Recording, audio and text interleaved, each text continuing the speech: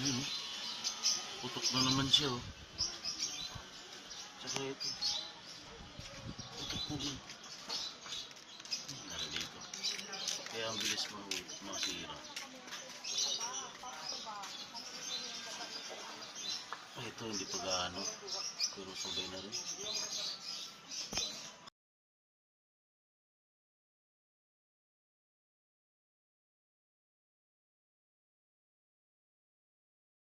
Dinala ko to sa machine shop. Sabi ko pa build up na lang kasi may uka. Medyo malalim na yung uka eh. Ayan. Malalim na yung umbok. Yung sabi nung sa machine shop, hindi daw nabibuild upan to. Kasi pundido. Pagka winildingan siya, winildingan tong ano na to, may uka. Hanggang dito, halos 1 inch, sobra sa 1 inch.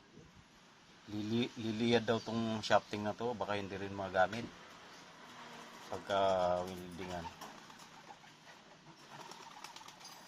Liliyad daw yan, tapos mawawala na ng ano, puwersa.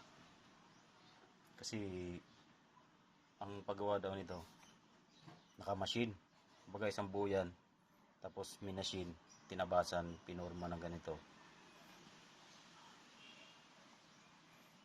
Tsaka na ganyan. Ngayon hindi daw pwede yan na weldingan. Wala namang mahanap na ganito lang, isang buo. Tinawagan ko yung kay Kuya Bigman sa Katayan, 1 to yung isang buong ganyan. Kung mayroon lang sana makuha na ng ganito na lock type, ito lang. Kaya lang ayaw naman nilang ibenta sa akin ng ito lang, isang buo talaga. Yung rack and pinion andun pa sa machine shop, mamaya ko balikan. Ito yung problema natin. Pag wala talagang mahanap, mapipilitan tayong bumili ng bago nito, isang buo.